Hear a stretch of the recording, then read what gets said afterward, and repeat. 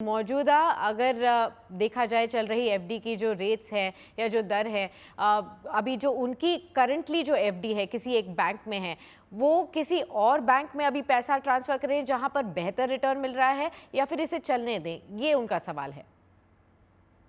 पूजा देखिए, समझदारी तो यही होगी कि अगर आप बैंक जो आपका मौजूदा बैंक है, अगर वहाँ पर इंटरेस्ट रेट कम मिल रहा है, तो और दूसरा बैंक जो अच्छा रेट दे रहा है, तो और अच्छा बैंक होना चाहिए, छोटा बैंक नहीं होना चाहिए, कोऑपरेटिव बैंक नहीं होना चाहिए। अगर आपका जितना अच्छा बैंक आपका एग्ज़िस्टिंग है और मौजूदा बैंक है, वैसा ही उसी स्ट्रेंथ का दूसरा बैंक है, और अगर वो ज़्यादा इंटरेस्ट दे रहा है, तो बिल्कुल शिफ्ट कर सकते हैं आप।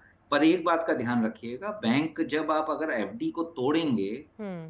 बैंक सिर्फ़ उसी अवधि का इंटरेस्ट जो जिस समय आपने एफडी कराई थी वही देगा। ओके। मतलब कहने का मतलब ये है कि अगर आपने 3 साल की एफडी आज से कराई थी 1 साल पहले, और उस समय रेट उसने 6.5% का दिया था और उसकी 1 साल की एफडी का रेट था 5% जी। उस समय, जी। तो आपको खाली 5% मिलेगा। तो ओके। आपको वो 2.5% का जो नुकसान है या 1.5% का नुकसान है, वो नुकसान आपकी नया एफडी भरपाई कर पाएगी, ये ज़रा देखने की ज़रूरत है। इसमें थोड़ी कहीं ऐसा कैलकुलेशन नहीं है लगेगी। कि एएफडी में भी नुकसान किया और उसमें जो फ़ायदा हुआ वो भुगतना नहीं।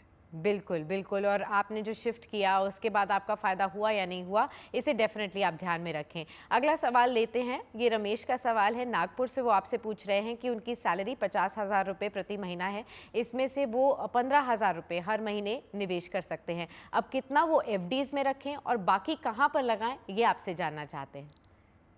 तो उन्होंने अपनी उम्र नहीं बताई है शायद, जी। तो ये मैं यही समझ रहा हूँ कि वो अभी भी जवान हैं, 25, 26, 27 साल की उम्र है। तो अगर 15,000 रुपए निवेश करना चाहते हैं, तो और तो मेरा सजेशन ये रहेगा कि आप एक जो इक्विटी एसआईपी है, उसका कॉन्सेप्ट समझने की कोशिश करिए कि क्या होता है। अगर आपको समझ में आता है, तो उसमें 5,000 रुपए से चालू करिए, 10,000 रुपए अपने बैंक में रखिए, और एक बार अगर आपके पास अगर आपके पास 50 अगर आपको 15,000 रुपए हर महीने करना है, तो 10,000 रुपए बैंक में रखिए, 5,000 उधर रखिए, और एक बार बैंक के अंदर आपको डे डेढ़ 2 साल की जो आमदनी है, उसका पैसा खड़ा हो जाता है, और अगर आप जवान हैं, तो आप उस ये एसआईपी है 5,000 की, इसको थोड़ा-थोड़ा करके बढ़ा सकते हैं। ठीक है।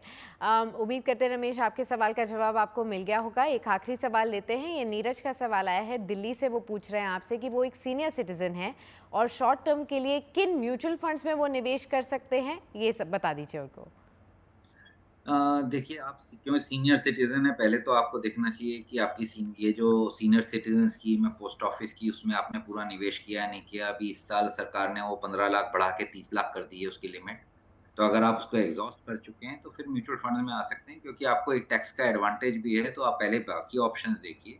उसके बाद अगर म्यूचुअल फंड्स में आना है, इस समय मेरी समझ से जो क्रेडिट रिस्क फंड हैं अच्छी क्वालिटी के, वो बहुत 8 साढ़े 8% का रिटर्न जनरेट कर रहे हैं, तो उसमें जाना चाहिए। और एक दूसरी कैटेगरी है dynamic bond funds.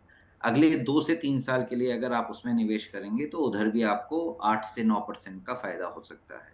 Dynamic bond funds में, क्योंकि जब इंटरेस्ट रेट्स नीचे गिरते हैं, तो डायनेमिक बॉन्ड फंड्स के जो बॉन्ड्स हैं, जो हुँ। गवर्नमेंट सिक्योरिटीज़ उन्होंने ले रखी है या बाकी बॉन्ड्स ले रखे हैं, उनकी प्राइसेज़ ऊपर जाते हैं।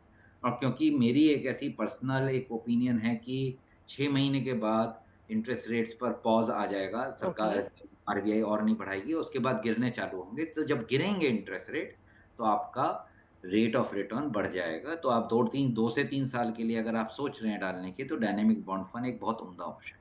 ठीक है, ये भी एक और आपको नई कैटेगरी पता चल गई जहां पर आपके लिए निवेश के ऑप्शंस हैं। उम्मीद करते हैं बाकी सीनियर सिटीजन्स भी इस आंसर को ध्यान से सुन रहे हों और आपके लिए भी ये डेफिनेटली लागू हो सकता है, तो ध्यान रखिए।